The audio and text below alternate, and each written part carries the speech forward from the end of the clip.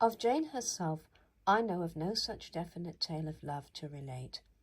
Her reviewer in the Quarterly of January 1821 observes, concerning the attachment of Fanny Price to Edmund Bertram, the silence in which this passion is cherished, the slender hopes and enjoyments by which it is fed, the restlessness and jealousy with which it fills a mind naturally active, contented, and unsuspicious, the manner in which it tinges every event and every reflection, are painted with a vividness and a detail of which we can scarcely conceive any one but a female, and we should almost add a female writing from recollection, capable. This conjecture, however probable, was wide of the mark.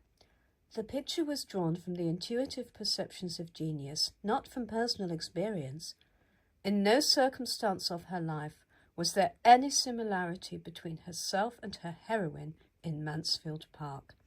She did not indeed pass through life without being the object of warm affection. In her youth she had declined the addresses of a gentleman who had the recommendations of good character and connections and position in life, of everything, in fact, except the subtle power of touching her heart. There is, however, one passage of romance in her history with which I am imperfectly acquainted, and to which I am unable to assign name or date or place, though I have it on sufficient authority. Many years after her death, some circumstances induced her sister Cassandra to break through her habitual reticence and to speak of it.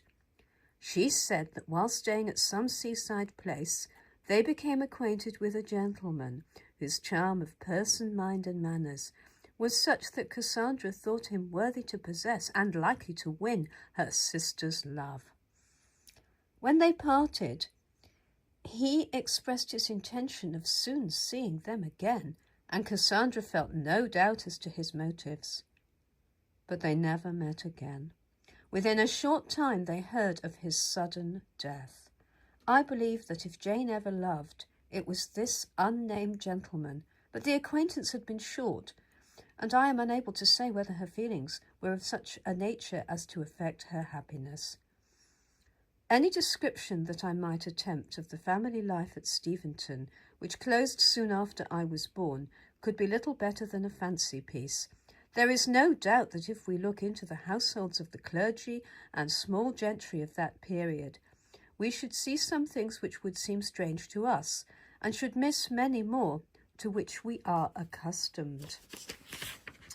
Every 100 years, and especially a century like the last, marked by an extraordinary advance in wealth, luxury, and refinement of taste, as well as in the mechanical arts which embellish our houses, must produce a great change in their aspect.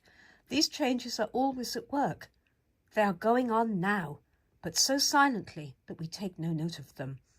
Men soon forget the small objects which they leave behind them as they drift down the stream of life.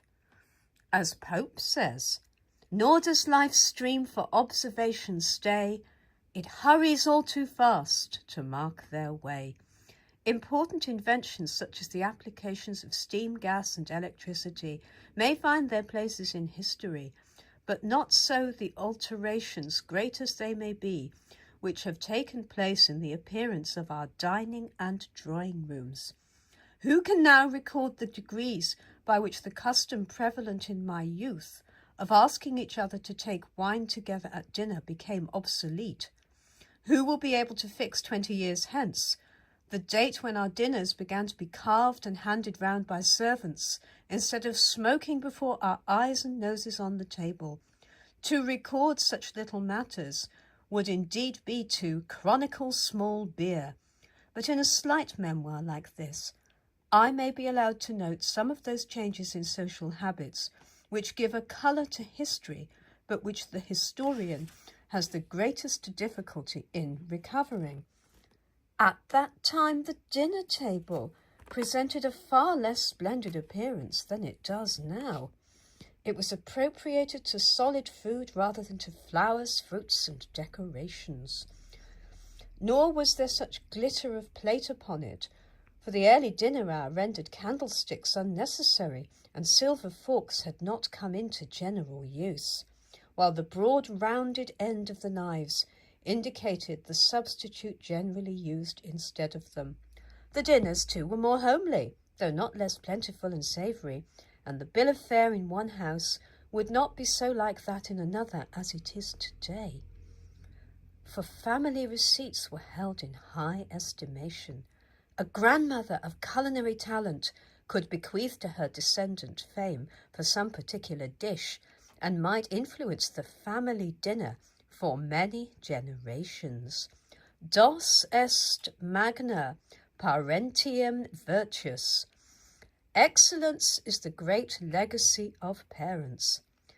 One house would pride itself on its ham, another on its game pie, and a third on its superior firmity or tansy pudding. Beer and homemade wines, especially mead, were more largely consumed. Vegetables were less plentiful and less various. Potatoes were used, but not so abundantly as now, and there was an idea that they were to be eaten only with roast meat. They were novelties to a tenant's wife who was entertained at Steventon Parsonage, certainly less than 100 years ago, and when Mrs. Austen advised her to plant them in her own garden, she replied, "No, no, they are very well for you gentry. Oh, but they must be terribly costly to rear." But a still greater difference would be found in the furniture of the rooms, which would appear to us lamentably scanty. There was a general deficiency of carpeting in sitting rooms, bedrooms, and passages. A pianoforte, or rather a spinet or harpsichord, was by no means a necessary appendage. It was to be found only where there was a decided taste for music, not so common then as now, or in such great houses as would probably contain a billiard table. There would often be but one sofa in the house, and that a stiff, angular, uncomfortable article.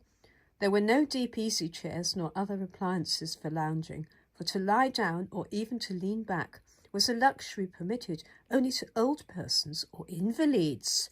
It was said of a nobleman, a personal friend of George III, and a model gentleman of his day, that he would have made the tour of Europe without ever touching the back of his travelling carriage.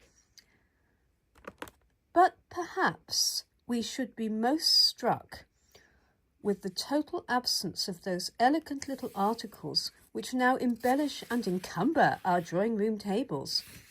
We should miss the sliding bookcases and picture stands, the letter-weighing machines and envelope cases, the periodicals and illustrated newspapers, above all, the countless swarm of photograph books, which now threaten to swallow up all space.